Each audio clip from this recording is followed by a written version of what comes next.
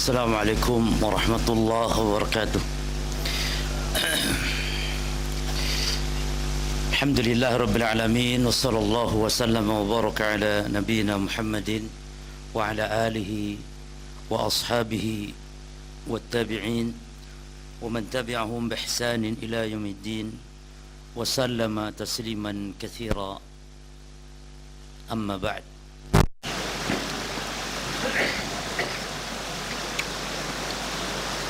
Ikhwani fi din wa akhwati fillah, jazakumullah. Salat yang paling berat alal munafikin salatul isya wa salatul fajr, yaitu salat isya dan salat subuh.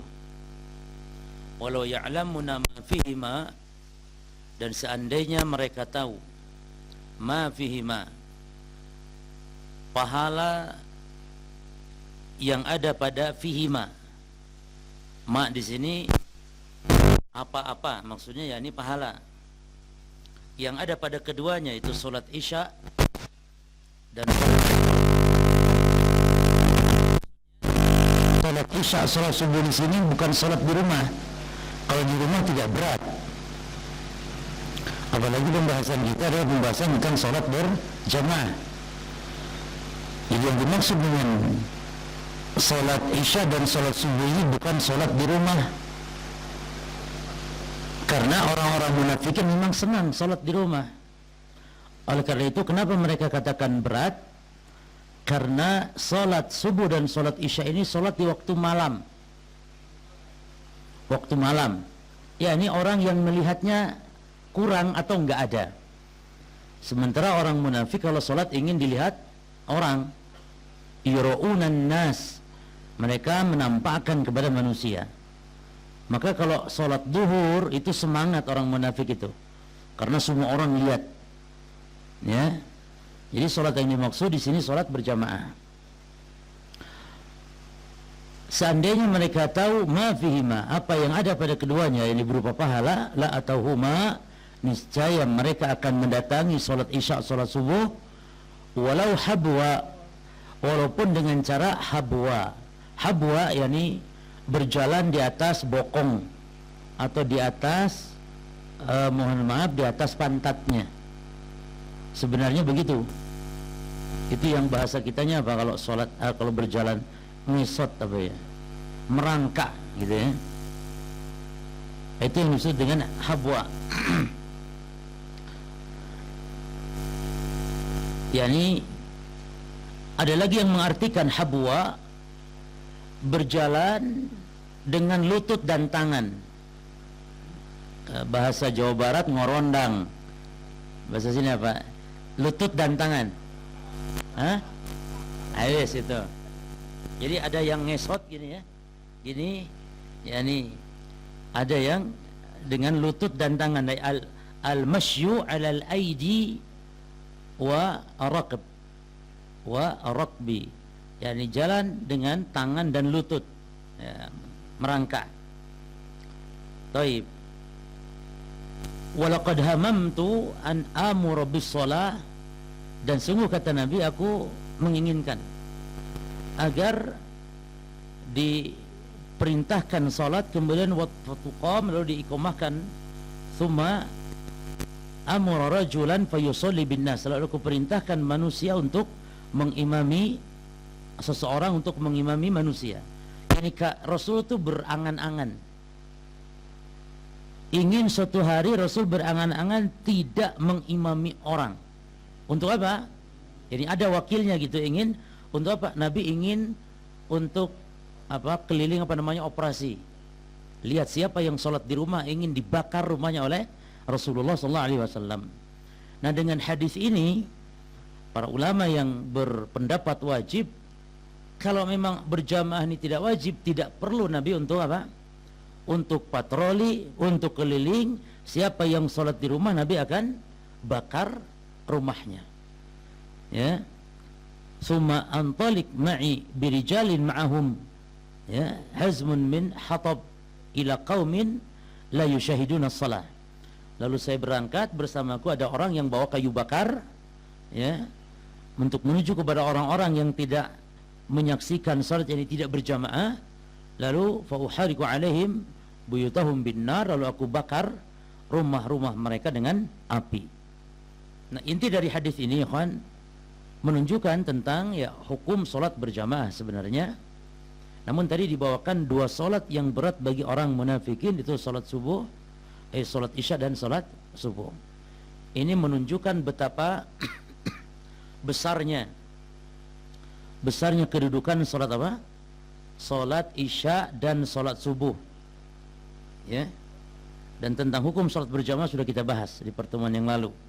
Ada yang mengatakan fardu ain, ada yang mengatakan fardu kifayah, ada yang mengatakan sunnah muakkadah, dan ada yang mengatakan syarat. Ada 4 pendapat. Kalau menurut Imam Ibnu Hazm hukumnya syarat, yakni orang Islam yang sholat di rumah sholatnya tidak sah. Ini menurut madhab Zahiri. Menurut madhab Hambali hukumnya wajib ain, sholatnya sah namun berdosa karena meninggalkan kewajiban. Menurut madhab Syafi'i sunnah muakkadah, yakni sunnah yang ditekankan, sunnah yang yakni sedikit yakni mendekati kepada wajib, istilahnya ditekankan. Dan ada yang fardu kifayah. Fardu kifayah artinya kalau ada sebagian kaum muslimin sudah melakukan maka itu menggugurkan muslim yang lain, seperti memandikan jenazah, mengkafani jenazah, menyolatkan jenazah. Itu hukum salat berjamaah bagi sebagian para ulama. Namun yang rajih afwan, kalau mazhab Syafi'i itu fardu kifayah bukan sunnah muakkadah. Jadi mazhab Syafi'i hukum salat berjamaah itu apa? Fardu kifayah. Namun yang rajih adalah dia wajib ain. Wajib ain artinya fardu ain. Taib. Di sini menunjukkan keutamaan salat apa? Salat asar, salat isya dan salat subuh. Taib. Di antara sifat orang munafik berat untuk salat berjamaah yang dua ini. Artinya kalau kita sebagai muslim juga merasakan berat, dan kalau masalah berat iya, semua berat para jemaah. Oleh karena itu tolong bagi para takmir masjid, kalau salat subuh itu ya jangan cepat-cepat iqamah. Tunggulah hatta sampai setengah jam, tidak apa-apa.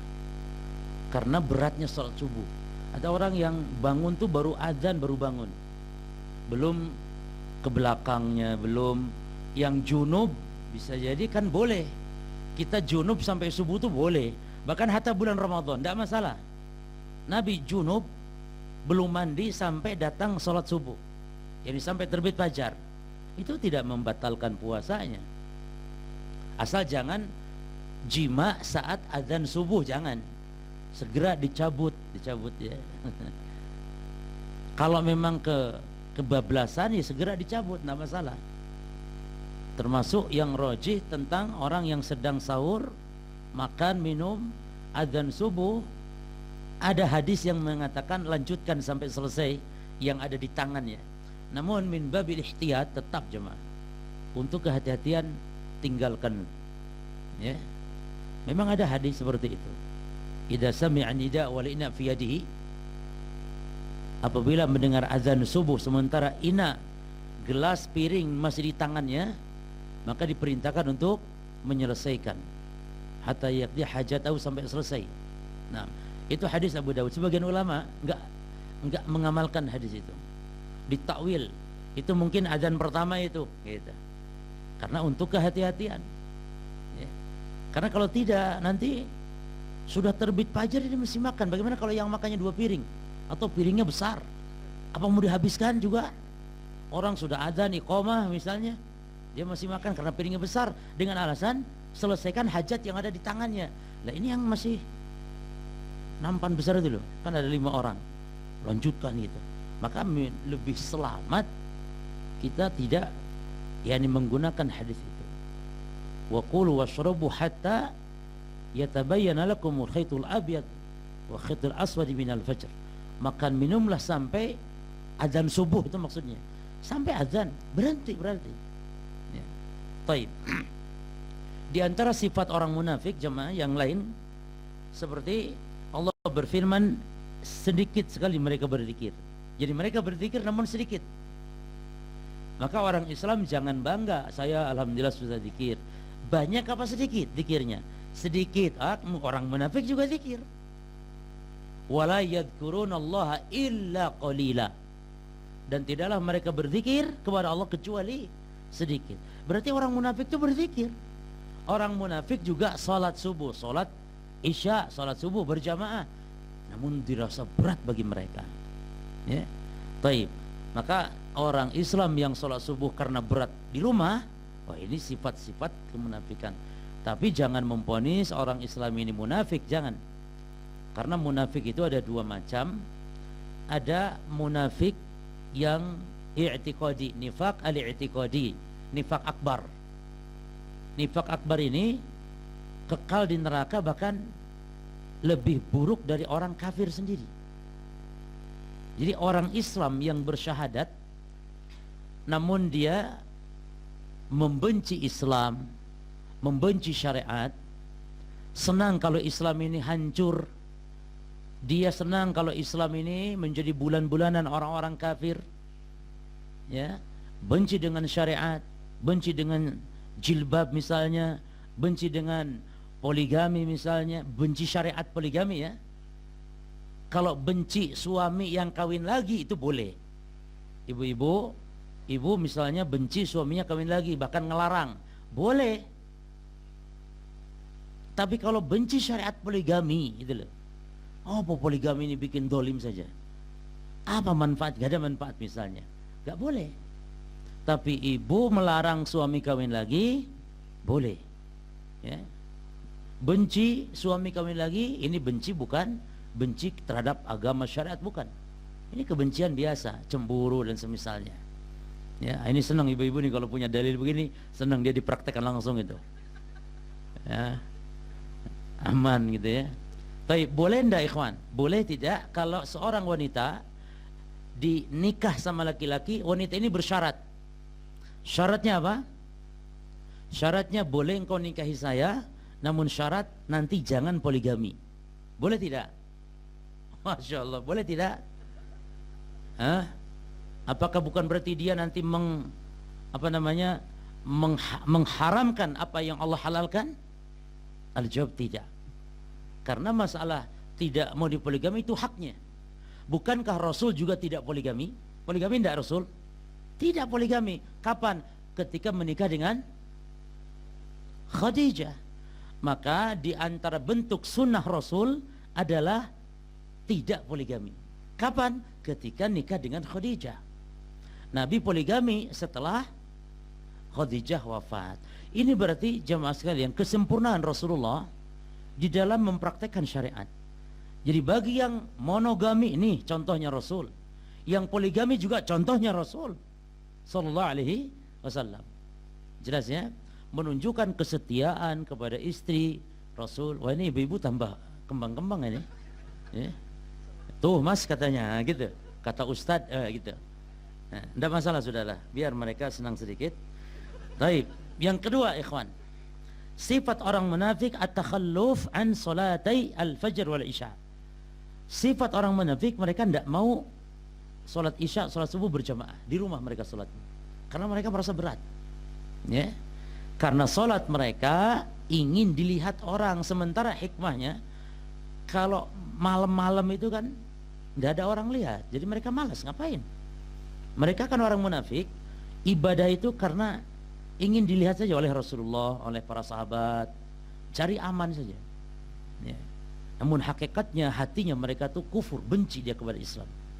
Maka hati-hati dengan orang-orang ya yang benci kepada syariat, benci kepada Islam, benci kepada yang mengatakan misalnya jilbab itu budaya Arab dan semisalnya. Jemaah, budaya Arab itu budaya jahiliyah ya, ini maksudnya. Justru enggak berjilbab, dia membuka auratnya. Wala tabarrajal jahiliyatil ula. Dan jangan kalian bertabarruj kata Allah kepada para istri Nabi itu. sebagaimana tabarujnya orang-orang jahiliyah terdahulu. Apa makna tabaruj? Tabaruj diambil dari kata al-buruj, artinya bintang yang bisa dilihat oleh semua orang. Orang mana ini? Orang Mojokerto melihat bintang, orang Amerika melihat, semua orang melihat. Itu maknanya perempuan yang menampakkan aurat yang wajib ditutup. Seperti kelihatan rambutnya, betisnya, tangannya, badannya, ya. Itu namanya wanita tabarruj. Jadi jilbab itu bukan budaya Arab, bukan, tapi jilbab itu adalah syariat dari Islam. Taib. Di antara sifat orang munafik lagi apa? Yang bisa kita sebutkan dari Al-Quran, al-kasl anis salah, malas salat secara umum. Kalau tadi salat subuh, salat isya, secara umum salat itu memang malas. Allah berfirman, wa idza qamu ila shalah qamu kusala la yadhkurunallaha illa qalila. Wa idza qamu ila shalah qamu kusala. Kalau mereka salat, berdiri untuk salat dengan malas mereka secara umum. Lalu sifat munafik riya, ingin dipuji orang kalau ibadah. Maka orang-orang Islam yang melakukan ini terkena perbuatan sifat orang munafik. Tapi jangan diponis munafik, karena munafik berat itu tadi, memponis kafir itu. Tapi kalau nifak yang kedua, orang Islam yang melakukan sifat-sifat orang munafik, itu namanya nifak asghar, nifak amali, nifak amal. Tidak kafir, tidak ya, tapi dosa. Nifak amal. Jadi nifak ada dua ya, nifak i'tiqad, nifak amal. Nifak i'tiqad orang-orang munafik yang fidarkil asfali minan nar, yang mereka beragama hanya untuk cari muka agar selamat, agar tidak diperangi. Karena orang yang sudah bersyahadat, apapun hati keyakinannya dalam Islam, nggak boleh diperangi. Hatta walaupun kita tahu nih Islamnya pura-pura, Islamnya pura-pura munafik, nggak boleh diperangi. Di zaman Rasul sudah jengkel dengan sahabat, sampai Abdullah bin Ubay bin Salul, anaknya Abdullah bin Ubay bin Salul, bukan Abdullah bin Ubaynya. Abdullah bin Ubay itu gembong munafik, ya. Nah putranya ini, anaknya minta izin kepada Rasulullah, ya Rasul, izinkan saya penggal leher bapak saya nih. Minta izin sama Rasul. Sama Rasul jangan, karena dia orang Islam yang ngaku-ngaku Islam. Karena nanti terjadi fitnah. Orang kafir akan menuduh apa? Tuh lihat orang Islam membunuh saudaranya, kata Rasulullah. Karena orang kafir nggak tahu. Setiap orang yang syahadat ya sudah, berarti dia Islam murni. Padahal banyak orang yang mengatakan beriman namun dia tidak beriman. Kata Allah apa? Wa minan nasi man yaqulu amanna billahi wa bil yaumil akhir wa ma hum bimu'minin. Di awal. Dan itu sifat orang munafik. Allah sebutkan di dalam surah Al-Baqarah di awal, ketika menyebutkan orang yang beriman cuman 4 ayat saja. Ya. Allah menyebutkan sifat karakter orang yang beriman, alladzina yu'minuna bil ghaib wa yuqimuna shalah wa mimma razaqnahum, 4 ayat saja. Ketika menyebut orang kafir 2 ayat bahkan. Innal ladzina kafaru sawa'un 'alaihim anzartahum am lam tunzirhum la yu'minun, khatamallah. 2 ayat saja. Ketika menyebut orang munafik sampai belasan ayat. Belasan ayat. Wa minan nasi man yaqulu amanna billahi, dan seterusnya. Ini menunjukkan apa? Bahayanya kemunafikan. Bahkan ada surat khusus namanya surah Al-Munafiqun. Ya. Taib. Jadi riya, apa dalilnya? Allah berfirman, yura'unan nas wa idza qamu ila shalah qamu kusala. Yura'unan nas wa la yadhkurunallaha illa qalila. Mereka ingin dipuji. Jadi riya. Taib jemaah, riya itu bukan menampakkan amal. Salah. Riya bukan menampakkan amal kepada orang. Boleh seorang muslim menampakkan amal, ingin dilihat amal oleh orang, boleh. Yang dengan syarat niatnya memperlihatkan amal ini untuk apa? Untuk diikuti. Bahkan itu bisa bernilai ibadah. Karena dia menampakkan amal seperti sedekah misalnya. Tidak masalah ya ikhwan. Misalnya sedekah untuk bangun masjid nih misalnya. Panitia tanya, Pak namanya siapa nih, sedekah atas nama siapa? Walah, hamba Allah saja. Jangan, tidak harus demikian. Enggak harus hamba Allah. Sebut namanya. Pak Imin, pekerjaan tukang beca. Sedekah 5 juta. Masya Allah. Yang kaya tersentuh. Pak Imin tukang beca sampai 5 juta. Ada lagi 50 juta misalnya.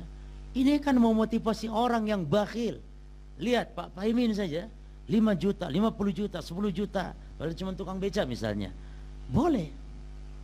Atau antum sholat ingin memperlihatkan kepada saudara kita bagaimana sholat yang benar, pakai sutrah misalnya, menghadap ke tembok pakai sutrah agar dilihat orang, ini boleh. Yang tidak boleh itu memperlihatkan amal untuk dipuji. Ya, idharul amal yamdahun nas, menampakkan amal untuk dipuji manusia, itu yang tidak boleh. Bahkan kalau orang memuji kita setelah kita selesai beramal, itu tidak masalah. Yang tidak boleh itu di awal atau di tengah-tengah ibadah. Bahkan kalau di tengah-tengah ibadah muncul riya, yakni kita merasa senang dipuji, berpahala jika kita ijtihad sungguh-sungguh untuk menolak. Jadi orang riya itu ada 3 macam jemaah. Riya dari awal sampai akhir ini jelas Allah tidak terima sholatnya. Dari awal sampai akhir ibadah niatnya memang ingin dipuji sama mertua atau calon mertua, apalagi ya, dia lagi ta'aruf sama akhwat. Kebetulan mertua calonnya ini seorang imam masjid atau seorang tokoh agama. Nah, dia ingin menampakkan orang soleh supaya dipilih. Masya Allah, ke masjid tidak pernah dia. Waktu itu ke masjid. Niatnya apa? Memang untuk menampakkan kepada calon mertuanya. Dari awal sampai akhir gak diterima sholatnya oleh Allah. Yang kedua ikhwan, sholatnya ikhlas karena Allah. Namun di tengah-tengah sholat baru 2 rakaat atau baru 1 rakaat misalnya, datang orang masuk ke masjid, dia berperasaan orang ini mau lihat sholatnya. Lagi dalam keadaan ikhlas itu muncul rianya. Muncul ria. Nah, kalau ria ini dia nikmati, yastarsil, dia terus dia nikmati, senang, dia malah semakin membagus-baguskan salatnya. Yang tadinya cuma biasa Allahu Akbar, Allahu Akbar, pas ada orang masuk masjid dilihatnya lagi salat, langsung dia Allah, khusyuk gitu, karena dilihat orang. Dinikmati ini. Walaupun tadi 2 rakaat ikhlas, tadi 1 rakaat ikhlas, dinikmati ria sampai salam, maka semua solatnya gugur. Beda dengan sedekah. Kenapa yang 2 rakaat awal gugur? Karena solat itu satu kesatuan dia. Beda dengan sedekah, yang ibadah itu berpisah. Contoh, pertama dia nyumbang masjid 1 juta, ikhlas dia. Ikhlas. Taib, khalas, ikhlas.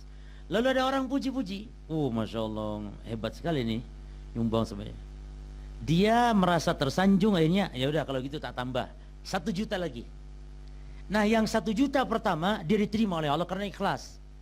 Tapi 1 juta yang berikut, karena dasarnya adalah ingin dipuji tadi, ingin disebut dermawan, maka yang 1 juta kedua saja yang gugur.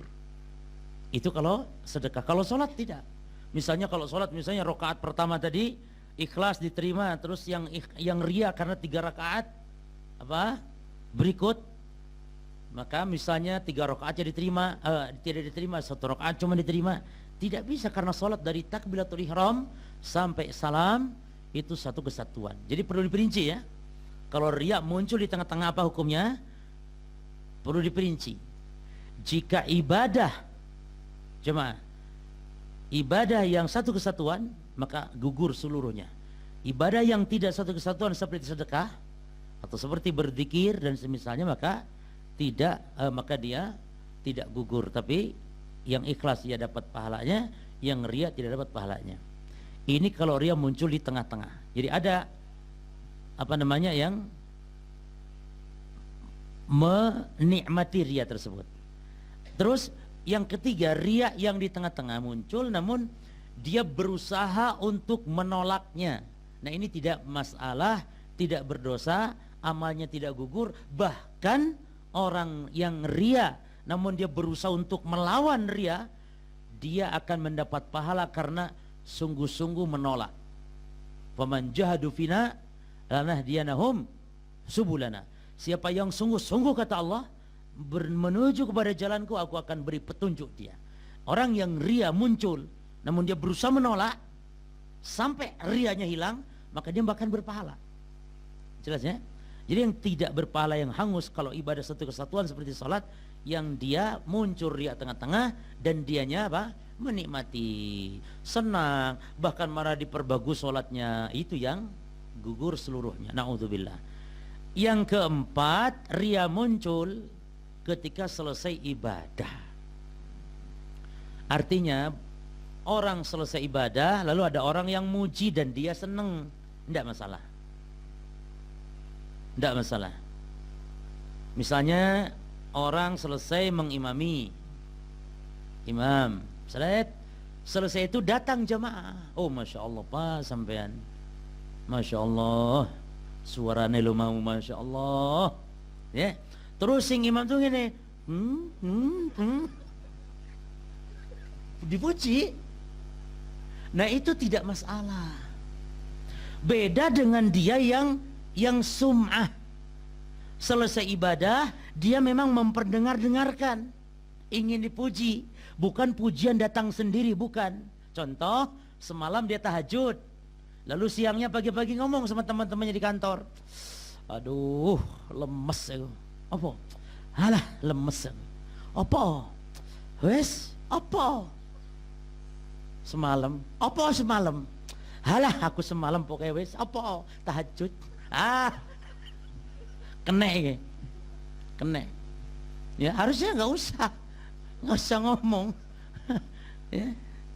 Maaf ya, aku saiki gitu aneh kerja kok lemes gitu aneh. Apa? Saya semalam tahajud aku. Nah, itu sudah usah ngomong tahajud sebenarnya. Jadi bedakan semua dengan busyra mu'min fi dunya qabla al-akhirah. Dengan kabar gembira bagi seorang muslim di dunia sebelum di akhir, yani yang dipuji setelah selesai ibadah itu tidak pengaruh. Jelas ya? Nah, jadi riya adalah sifat orang-orang munafik. Yang kelima, sifat orang munafik adalah al-kadhib, dusta. Jadi orang Islam yang suka bohong, berarti dia terpengaruh dengan sifat-sifat kemunafikan. Dosa, nifak amal dia, bukan nifak i'tiqadi. Ya. Di antaranya hadis mengatakan ayatul munafik salasun, tanda munafik tiga, salah satunya wa idza haddatsa kadzaba, kalau berbicara dia dusta. Baik, apalagi janji berkhianat, ya. Wa idza khlafa wa idza wa idza wa'ada akhlafa. Kalau dia janji akhlafa, mengingkari janjinya. Terus satu lagi apa? Wa idza tumina tumina, yani dipercaya, diamanahi, khana, dia berkhianat. Jika orang Islam melakukan itu, dia tidak sampai kafir, keluar kekal di dasar neraka jahanam. Nifak seperti ini nifak apa namanya? Nifak amali, nifak asgor, nifak kecil namanya. Tapi apa bedanya dengan nifak besar dan apa ciri-ciri? Kalau nifak kecil kita tahu nih, seperti tadi sifat-sifat munafik. Nifak besar itu seperti tadi, orang yang benci kepada syariat Islam, ya. Padahal orang Islam, kan aneh, orang Islam malah mengatakan katanya Dewi Sri, Dewi Padi itu katanya, budaya Dewi Sri itu harus dikembangkan. Jadi dia bukan masalah-masalah kesyirikan, bukan. Jadi seolah-olah menentang, terus melawan terus kepada syariat. Nah, itu diantara tanda-tanda kemunafikan nifak besar. Harus hati-hati. Seperti tadi membenci syariat. Ini apa azan? Hah? Tarhimnya nih ya. Terus apa lagi? Sifat munafik yang keenam, al-amru bil munkar wan nahyu 'anil ma'ruf. Dibalik. Kalau orang beriman, al-amru bil ma'ruf wan nahyu 'anil munkar. Tapi munafik sebaliknya. Dibalik. Dan itu dalilnya Allah berfirman, al-munafiqun wal munafiqat ba'duhum min ba'din ya'muruna bil munkar wa yanhauna 'anil ma'ruf. Lihat orang yang suka nyeleneh-nyeleneh itu di TV, di YouTube, banyak itu ya. Jadi syariat seolah-olah dilarang-larang syariat. Tapi kalau kesyirikan, kemaksiatan seolah-olah didukung. LGBT nggak apa-apa. Itu orang-orang munafik. LGBT malah didukung. Ya. Pelacuran itu tidak apa-apa, supaya jangan sembunyi-sembunyi, enak terang-terangan aja katanya. Tidak apa-apa. Itu sifat-sifat kemunafikan. Terus yang ketujuh, at-takdzib li wa'dillahi wa rasulihi. Mendustakan terhadap ancaman janji-janji Allah Subhanahu wa taala. Mendustakan terhadap al-wa'd, ya, janji-janji Allah. Wa idza yaqulul munafiqun wa idza yaqulul munafiquna wal ladzina fi qulubihim marad ma wa'adana Allah wa rasuluhu. Katanya Allah dan Rasulnya tidak pernah menjanjikan kita. Tidak percaya dengan janji Allah berupa surga, berupa rahmat, tidak percaya mereka. Terus yang kedelapan, adamu al-fiqhi fid din. Bodoh terhadap syariat. Jelas ini ya. Dan itu Allah berfirman tentang masalah ini dalam surah Al-Munafikun. Allah berfirman apa? Walakinnal munafikina la yafqahun. Namun orang-orang munafik, kata Allah, la yafqahun, la ya'lamun, tidak faqih, tidak paham. Yani salah memahami agama itu jelas mereka, karena mereka tidak belajar, dan kalaupun beribadah hanya sekedar untuk mencari muka saja. Maka orang Islam ya yang tidak mempelajari agamanya bisa terjatuh kepada sifat-sifat kemunafikan. Kemudian al-ihtimam bi-dhahir wa ihmali al-batin. Al-ihtimam bi-dhahir wa ihmalul batin. Mementingkan zahir dan menyanyiakan masalah urusan batin. Artinya penampilan yang diutamakan. Adapun batin hakikinya mereka melalaikannya. Taib. Itu diantara beberapa sifat-sifat orang-orang munafik. Kemudian hadis berikutnya, Abdullah bin Umar radhiyallahu anhu an Nabi sallallahu alaihi wasallam qaal, "Idza sta'danat ahadakum imra'atuhu ila al-masjid fala yamna'uha." Ini apa sudah hadis ini? Jika salah seorang kalian dimintai izin oleh wanitanya, oleh para istrinya untuk ke masjid, maka jangan dilarang. Sudah belum hadis ini?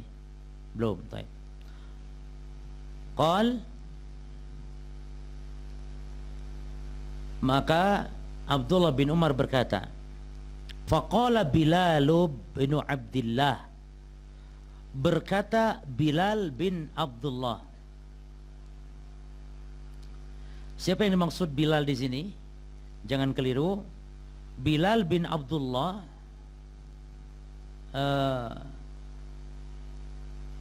dia bukan Bilalnya muadzin. Berkata Bilal bin Abdullah di sini. Ya. Yani Bilal ini maksud dua, akhuhu Salim. Bilal yang dimaksud dia adalah anaknya Abdullah bin Umar. Jadi anak Abdullah bin Umar ada yang bernama Bilal, saudaranya dengan Salim. Salim anaknya Abdullah bin Umar. Jadi yang meriwayatkan hadis ini. Faqala Bilal bin Abdullah. Yani faqala Bilal bin Abdullah, yani bin Umar bin Khattab. Apa kata Bilal bin Abdullah ini? Dia mengatakan, wallah la namna'ahunna, demi Allah kami benar-benar akan melarangnya, ya, akan melarangnya. Fa akbara alaihi Abdullah, lalu Abdullah memalingkan, berpaling ke arah Bilal ketika mendengar kata Bilal, wallah lanamna'ahunna. Bismillah, alhamdulillah, wassalatu wassalamu ala rasulillah wa ala alihi wa ashabihi wa man wala, amma ba'd. Ikhwani fid din wa akhwati fillah, azzakumullah. Kita baca dulu hadisnya.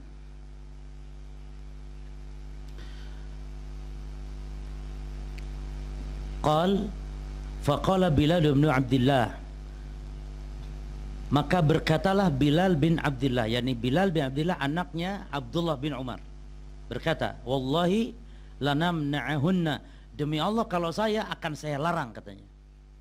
Padahal kata Nabi apa tadi? Jangan dilarang. Jika istri kita ini minta izin ke masjid, jangan dilarang. Tentu dengan syarat apa? Kalau aman dari fitnah, jangan dilarang. Tapi kalau memang kitanya suami ini ada hajat, kita suami misalnya menganggap istri keluar ini menimbulkan fitnah, bahaya, ya, maka di saat itu boleh melarang. Tapi kalau aman, jangan dilarang. Tapi Bilal bin Abdullah bin Umar malah apa katanya? Demi Allah, kalau saya akan saya larang. Jelas ya? Ini kan menunjukkan para jamaah, Bilal ngomong begini, dia tidak bermaksud untuk menentang sunnah Rasul. Dia mungkin tujuannya ingin menjaga kehormatan istri-istrinya ini. Namun apa yang terjadi dengan Abdullah bin Umar? Abdullah bin Umar radhiyallahu anhu, termasuk di antara sahabat Rasul, Abdullah bin Umar ini yang paling bersemangat untuk menegakkan sunnah, ingin segala-galanya seperti Nabi sallallahu alaihi wasallam. Ya, Abdullah bin Umar atau dikenal Ibnu Umar ini. Maka Abdullah bin Umar bapaknya Bilal, berarti bapaknya Bilal itu berpaling menghadap arah kepada Bilal, fasabbahu sabban sayyi'an. Lalu Abdullah bin Umar marah kepada putranya ini gara-gara ngomong wallahi lanamna'ahun, demi Allah saya akan larang. Apa kata Abdullah bin Umar bapaknya ini? Bapaknya ini kan sedang meriwayatkan hadis. Rasul bersabda begini-begini. Terus Bilal anaknya ngomong gitu. Apa kata Abdullah bin Umar? Dia mencacinya, ya, dengan cacian yang sangat buruk, saking marahnya. Ya, kalau kita bahasa lah, tapi tidak sampai melaknat, tidak, tapi apa? Marah gitu. Mencaci ini marah, tapi bukan, tidak melaknat, tidak. Marah dengan marah yang sangat besar.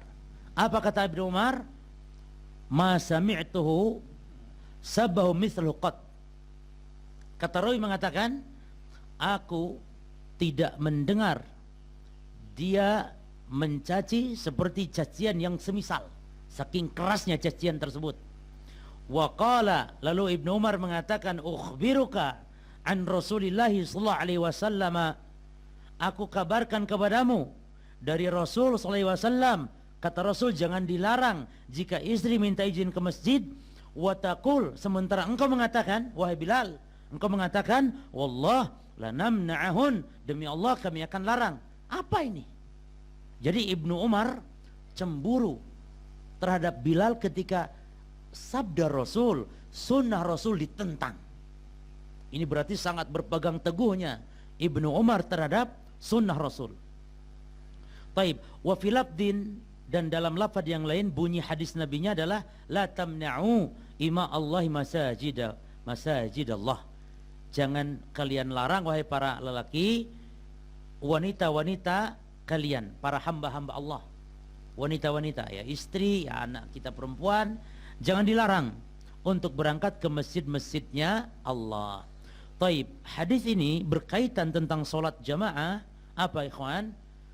Jawaz, bolehnya, hadis ini judulnya berarti bolehnya perempuan untuk keluar rumah menuju masjid solat berjamaah, ya. Dan wajib bagi laki-laki suami untuk al-idhnu wa wujubul idhni lahunna, dan wajib laki-laki untuk mengizinkan jika aman dari fitnah. Jadi tidak kontradiksi nih, ya, enggak kontradiksi. Jadi mengizinkan kalau aman dari fitnah. Tapi kita ambil beberapa faedah dari hadis ini. Hadis ini larangan bagi laki-laki Larangan bagi laki-laki. Larangan apa? Larangan untuk melarang. Larangan bagi laki-laki melarang para istrinya jika minta izin ke masjid. Harus diizinkan, itu maksudnya. Dan khilaf para ulama tentang hukumnya. Dan khilaf para ulama hukumnya, yakni hukum melarang ini. Laki-laki melarang istri ke masjid. Khilaf. Ada yang mengatakan makruh, ada yang mengatakan haram. Ya. Ada yang mengatakan makruh, ada yang mengatakan haram. Dan yang rajih, wallahu alam, yang kuat pendapat, hukumnya haram, litahrim, karena tidak ada pemalingnya. Artinya apa? Jika perempuan istri kita minta izin ke masjid, aman dari fitnah, kita nggak ada hajat juga, lalu kita larang, nah suami ini berdosa gitu lah. Tapi ibu-ibu tolong diingat, ibu-ibu sholat ke masjid itu tidak wajib, tidak seperti laki-laki, dianjurkan pun tidak. Ingat bu, dianjurkan pun tidak. Yang baik itu sholat di mana? Di rumahnya. Tapi jika seorang wanita dia ingin ke masjid karena ingin sholat khusyuk di masjid, mendengar imam bacaannya enak dan semisalnya, laki-laki ini tidak mengizinkan, laki-laki ini berdosa. Jadi tolong membedakan. Jadi jangan ambil kesimpulan, oh kalau lelaki haram melarang istrinya ke masjid ketika minta izin tanpa alasan, berarti wanita ke masjid hukumnya salah. Berarti wanita ke masjid hukumnya apa katanya? Wajib. Tidak. Wanita ke masjid hukumnya apa? Jaiz, ghair masyru'. Hukumnya boleh. Tidak sunnah, apalagi wajib, tidak. Bahkan sholat di rumah lebih afdal. Namun ketika minta izin, laki-laki jangan melarang. Apa hukum laki-laki melarang? Kalau aman dari fitnah ya. Ya kalau memang menimbulkan fitnah, ya wajib dilarang, jangan diizinkan. Jika maksa wanita ke mana? Masjid, maka berdosa dia. Taib. Jadi haram bagi para wali, haram bagi para wali ya maksudnya suami kepada istri, bapak terhadap anak perempuan. Haram bagi para wali melarang wanita jika wanita mau ke masjid. Namun sholat wanita di rumah lebih apa? Lebih afdal. Ini kata Nabi, la tamna'u ima Allah masajidallah wa buyutuhunna khairul lahunna. Jangan kalian larang para wanita-wanita kalian ke masjid, namun rumah-rumah mereka lebih afdal daripada masjid. Subhanallah.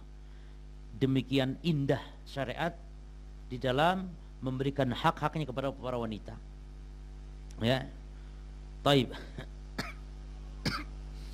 Juga pernah di dalam riwayat Imam Ahmad, riwayat lain disebutkan Ummu Humaid meriwayatkan dia pernah datang kepada Rasulullah. Ummu Humaid ini dia seorang sahabi ya, datang kepada Nabi.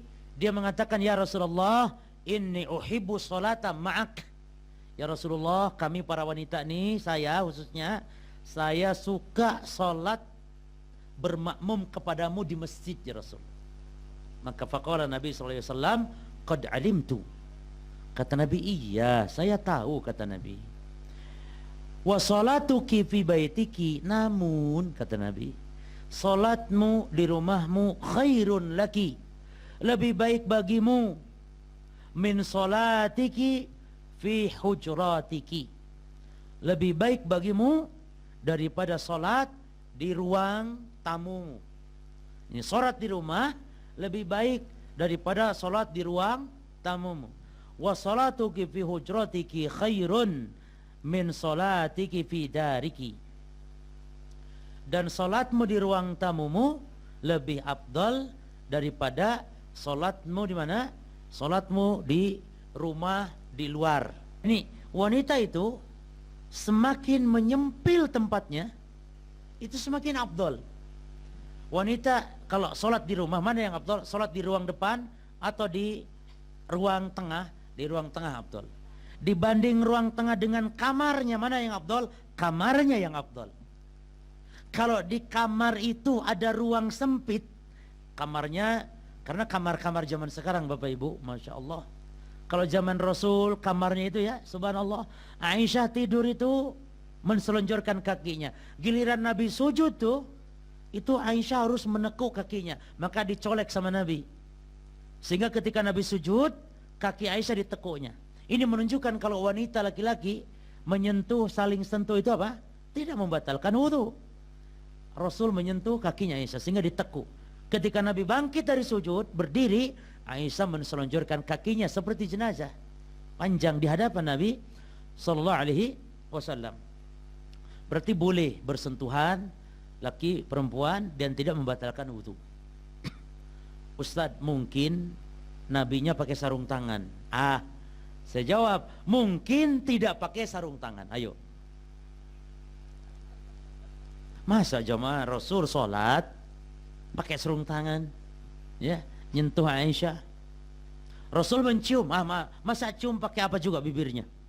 Rasul mencium langsung, sholat walam yatawadda. Apa mau juga pakai lemek begitu? Lagian jamaah, berdalil dengan ihtimalat, kemungkinan, itu tidak berlaku. Makanya kalau jenengan katakan, Ustadz kemungkinan itu pakai sapu tangan, saya jawab, kalau itu kemungkinan pakai sapu tangan, saya katakan kemungkinan tidak pakai sapu tangan. Maka kata para ulama, idza waradatil ihtimalat batalatil istidlal. Jika datang kemungkinan-kemungkinan, batallah pendalilan. Gak dianggap sudah. Kembali kepada hukum asal.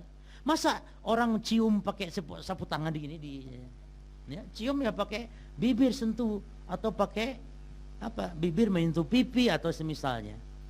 Taib. Jadi perempuan semakin sempit tempatnya dia semakin afdal. Salat wanita di masjid kaumnya lebih afdal daripada salat di masjid yang umum, masjid jami', masjid besar. Ya, jadi intinya wanita lebih sempit lebih afdal. Jelas ya? Ini hadis menunjukkan keutamaan salat wanita di mana? Di rumah.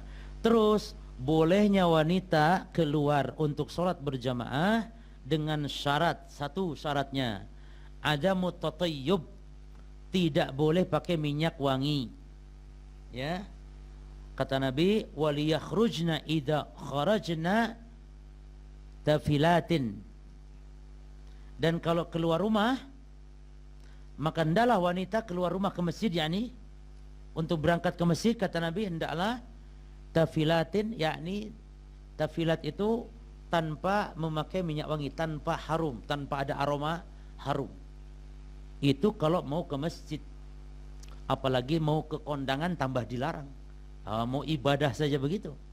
Makanya para ummahat tolong perhatikan, hukum wanita pakai parfum keluar rumah itu diharamkan dan itu dosa besar. Dosa besar, hati-hati. Nabi sampai sebutkan, ayyuma imra'atin ista'tarat wa kharajat famarat biqaumin litazidu rihaha fahiya zaniyah. Wanita mana saja yang dia pakai ista'tarat, pakai minyak wangi, pakai parfum, lalu keluar rumah, makanya kalau parfumnya di dalam rumah saja boleh.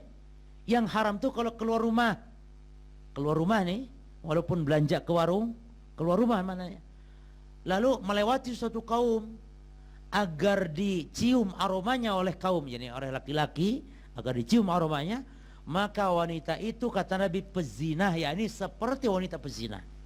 Ini kan berat sekali ancaman ini. Jemaah, saya pernah masuk lift, wanita juga masuk di hotel bintang ya. Masuk, seret, wanita masuk, waduh, sudah kadung di ini pintunya, jadi saya cuma berdua sama wanita itu. Nah, alangkah kalau ini kan bisa saya keluar lagi, nggak disebut fanatik dah, tidak masalah. Cuman pintu sudah keburu ketutup, wes nggak apa-apa, seret, selesai, keluar. Wanita itu aromanya Masya Allah, harum parfum yang mahal itu loh, parfum Itali kayak gitu loh jemaah, wis entah apa mereknya. Jemaah, wanita sudah keluar, itu parfum tetap ada di lift, tercium terus. Saya terbayang terus wanita itu. Ini fitnahnya. Dan saya itu sendirian, jauh dengan istri, jauh lagi daurah, jauh dengan istri. Ini kan musibah. Kalau dekat dengan istri tinggal pulang. Ini jauh dengan istri, apa yang terjadi? Musibah, penyakit, deredek, panas dingin kepala.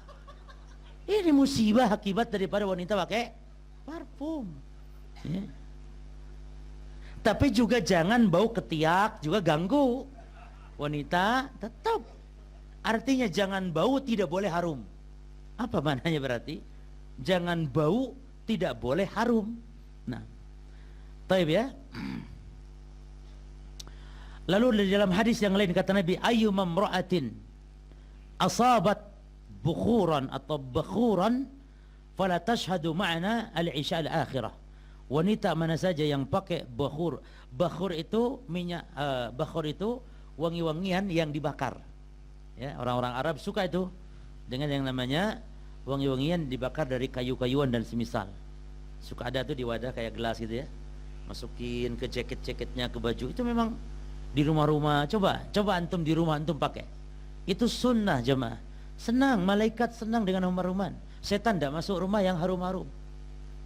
Mungkin Ustaz takut disangka bakar kemenyan. Ya yang harum dong, jangan bau kemenyan. Yang harum, banyak yang harum-harum. Banyak antum datang di Ampel tuh tanya, yang harumnya antum pilih itu. Ya, seret beruluk dicokin ke listrik sekarang. Yang itu juga boleh. Harum rumah, masya Allah.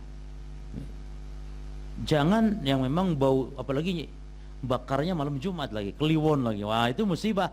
Disangka dukun antum nanti. Ya. Banyak yang harum-harum yang lain. Taib. Syarat yang kedua, alla takuna mutajamilatan mutazayyinatan.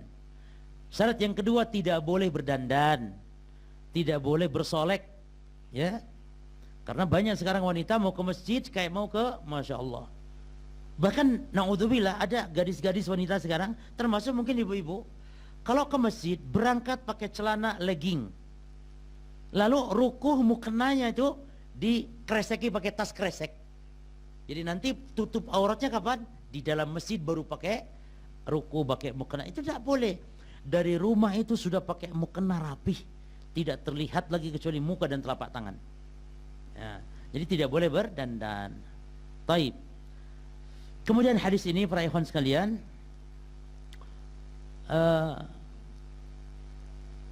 al-mar'ah dalam hadis ini wanita lafadznya umum. Al-mar'ah di sini wanita umum. Maksudnya umum apa? Baik tashmal asyabah, baik dia anak gadis, wal ajuz, ataupun orang yang tua. Jadi jangan hadis dipahami itu mungkin untuk anak-anak gadis saja, orang tua dikecualikan, tidak. Bahkan wal hasna wal qabihah, bahkan wanita yang cantik atau wanita yang jelek parasnya, tetap ini berlaku hukum semua. Jangan kita ini kan wanita jelek enggak apa-apa. Jelek cantik wanita tetap fitnah ya kawan. Wallahil azim, wallahil azim. Banyak kasus-kasus kita di Saudi, Pak. Di Saudi suka ada kasus, kita kan di markas dakwah di Saudi, suka datang ada kasus-kasus misalnya mengadukan tentang kejadian perzinahan. Naudzubillah ya. Perzinahan. Kita lihat subhanallah, yang dizinahi ini wanita, mohon maaf, jelek, jauh jelek, masih jauh cantik istrinya. Kok bisa terjadi? Istrinya cantik masya Allah, bisa berzina dengan misalnya pembantu yang jelek jauh sekali. Kok bisa? Itulah syaitan. Jadi jangan saya wanita jelek Pak Ustadz, nggak ada orang yang mau sama saya. Siapa bilang? Lelaki jelek juga pasti mau. Sama-sama jeleknya masalahnya. Jangan pernah mengatakan, saya tua Pak Ustadz, umur saya sudah 50. Bu, jangan ngomong gitu, yang namanya fitnah. Yang suka sama ibu nanti juga kakek-kakek suka, yang umur 60 tahun. Bahkan sekarang banyak anak-anak muda senang usia berapa? 50. Seperti kolot, seperti tuanya kelapa tua. Semakin tua semakin tua keladi, semakin tua semakin. Jadi banyak anak muda yang senang dengan orang tua. Fitnah. Jadi ini umum. Al-mar'ah umum, baik muda ataupun tua, baik cantik ataupun tidak. Taib. Yustathna min dzalika khurujul mar'a li salatil Id fa innahu mustahab. Ya, dikecualikan hukum wanita keluar untuk salat Id. Maka wanita untuk salat Id ini bukan hanya boleh tapi dianjurkan. Tapi untuk berjamaah yang 5 waktu apa hukumnya? Boleh saja. Tidak ditekankan itu loh. Tapi kalau salat Id wanita ditekankan, bahkan wanita yang haid, yang nifas sekalipun tetap keluar. Apa hikmahnya? Untuk menunjukkan syiar Islam. Untuk menunjukkan apa? Kebanggaan dengan jumlah banyak kaum muslimin. Syiar manusia pada keluar, lautan manusia di tanah lapang. Makanya jangan di masjid yang sempit, apalagi di musola sempit, tapi di tanah lapang yang luas, bergema takbir, wanita-wanita keluar semuanya. Ini dalam sholat Id. Adapun pembahasan kita ini dalam sholat yang 5 waktu. Nah, kemudian faedah berikutnya, anna sholatal mar'ah fi baitiha afdal hatta law kanat fil Madinah atau fi Makkah. Salatnya wanita di rumahnya tetap lebih afdal walaupun dia tetap ketika di Madinah ataupun di Mekah. Ini maksudnya bagi wanita yang asli orang Madinah, asli orang Mekah. Adapun bagi jemaah haji umroh ditekankan para jemaah, ya, ditekankan. Namun tolong bedakan, kalau di Madinah wanita sholat di hotel dengan di Masjid Nabawi itu berbeda.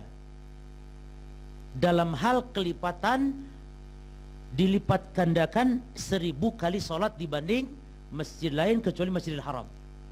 Ini sholat di masjid hadza, sholat di masjid ini kata Nabi afdal min alfi sholatin siwa Masjidil Haram.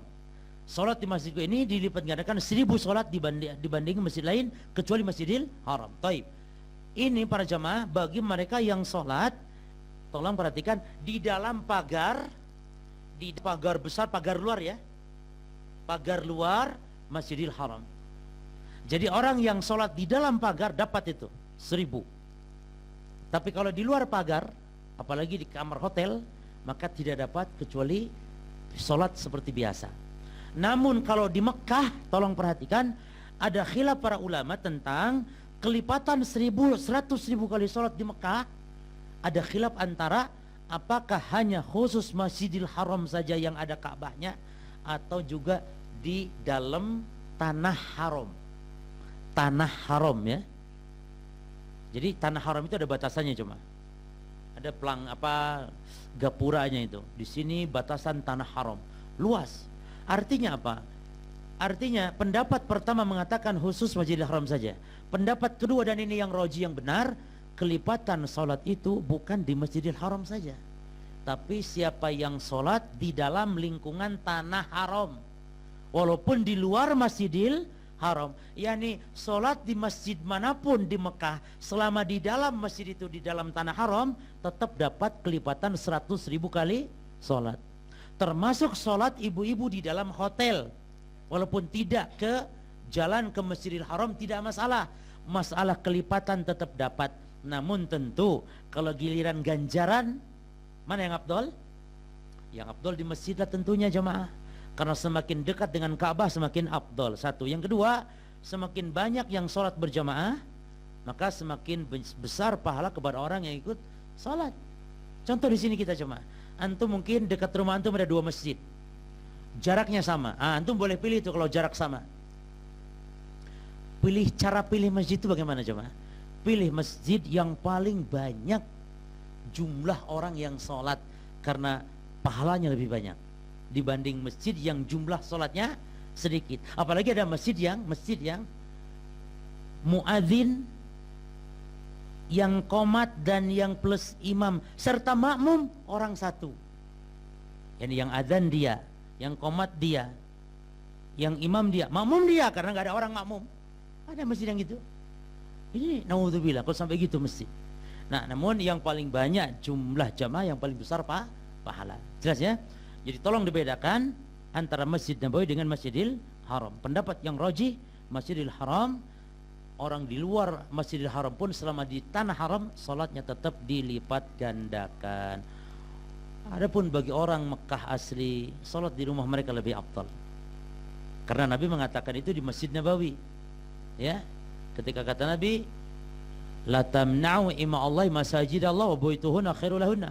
Jangan kalian larang wanita-wanita untuk minta izin salat di masjid, tapi rumah mereka lebih afdal daripada masjid, hatta walaupun Masjid Nabawi. Subhanallah.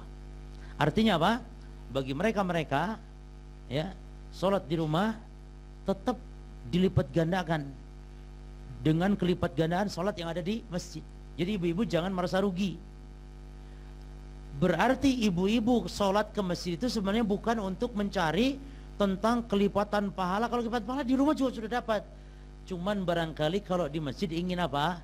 Ingin salat terasa lebih khusyuk, atau di masjid ada salat plus ada kajian, pengajian, ingin dengar pengajian, maka itu baru dibolehkan untuk berangkat ke masjid.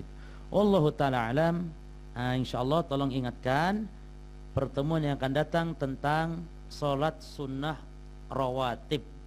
Ya, kita masih bingung kadang rawatib ini ada perincian, ada pembagian insyaallah. Mana yang utama, mana yang ditekankan, mana yang tidak ditekankan. Cukup sampai di sini.